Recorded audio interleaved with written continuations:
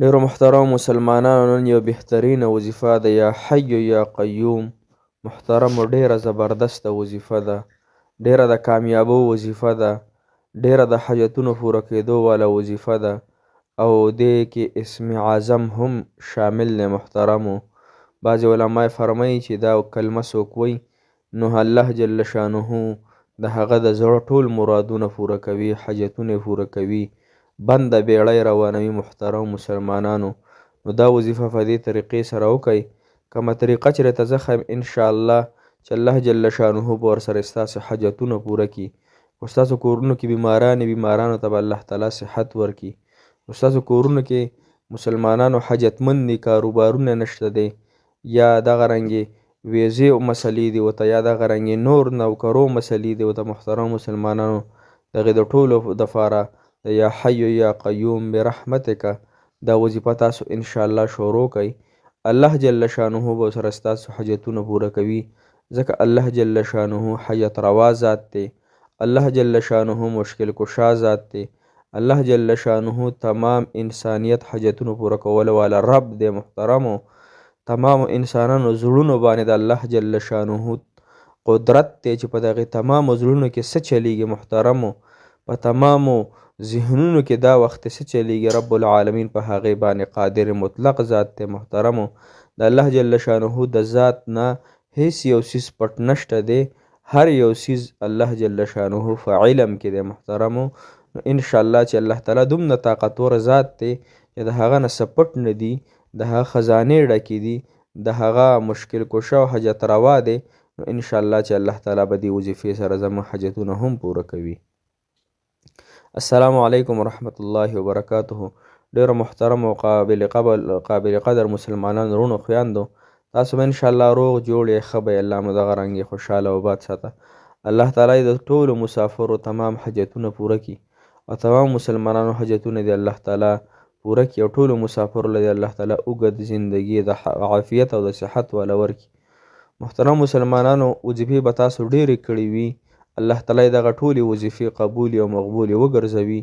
تاسو هم به حق حیران یې چې کومه وظیفه وکړو، یو وظیفه د یو سیډه راځي، بله د بل سیډه راځي، نو موږ کم وظایف د خپلو حاجاتو دپاره وکړو. محترمو نو چې کله حاجتونه ډېر شي محترمو نو د هغې دپاره وظیفې هم ډېرې وي. نو لحاظه تاسو ټینشن مه کوئ، خفګانونه مه کوئ. انشاءالله چې کله الله جل شانه زما او ستاسو نه راضي شي د عمل په اعتبار سره، نو الله جل شانه به زما او ستاسو حاجتونه پوره کوي.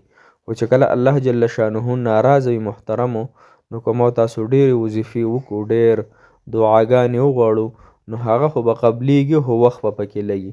بعضې حاجتونه الله تعالی زر پوره کړي، بعضې وظیفې الله تعالی زر پوره کړي، یا وظیفه قبول شي حاجت پوره نشي. محترمو نو د هغې دپاره الله تعالی نور حاجتونه د انسان پوره کړي. ګوره موږ د حاجتونو ګوډي یو، زموږ خو دومره حاجتونه دي، دومره حاجتونه دي چې کم به اوس یادوو. لحاظه نو تاسو نه امیدي مه کوئ د رب نه، د مالک کل جهان نه امیدي مه کوئ، او دا یقین دې توجه سره چې انشاءالله الله تعالی پوره کولو والا ذات دی.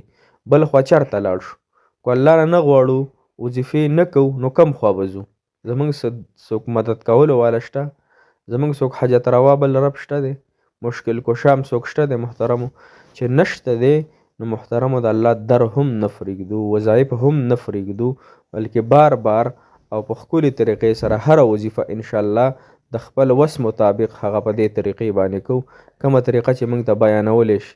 لحاظه دا وظیفه هم تاسو انشاءالله وکئ او بیمارانو دپاره هم کولی شئ، دغه رنګې حاجتونو دپاره هم کولی شئ.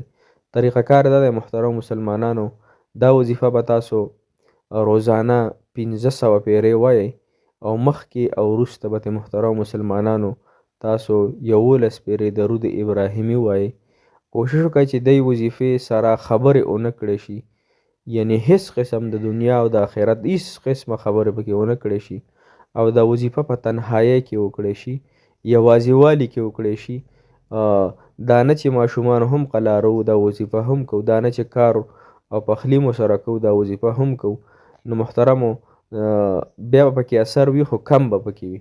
لحاظ څومره توجه سره وشوه، دهان سره وشوه، او د ماسخوتن د مونځ نه پس وکړی شوه ورسره 2 رکعته صلات حاجت مونځ هم تاسو روزانه ورسره کوئ او بیا 500 پیرې دا وظیفه کوئ. مخکې وروسته ترې سل وارې درود ابراهیمي ووایئ.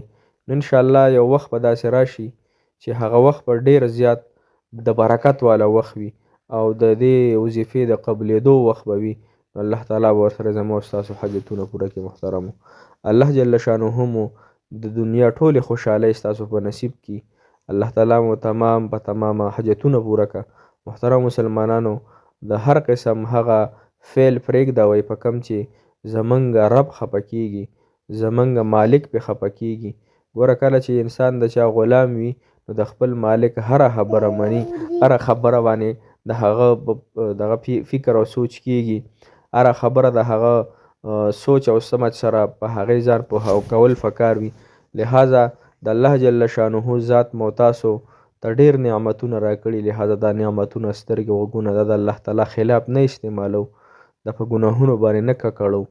الله جل شانه هم انشاءالله حاجتونه پوره کوي. الله تعالی مو تمام په تمام حاجتونه پوره کړه ضرورت پوره کړه. انشاءالله وظیفې به نه پرېږدو جاري به یې ساتو. موږ به تاسو ته دعاګانې کوو تاسو موږ ته کوئ. الله جل شانه هم خوشحالۍ نصیب کړه. جزاک الله خیره.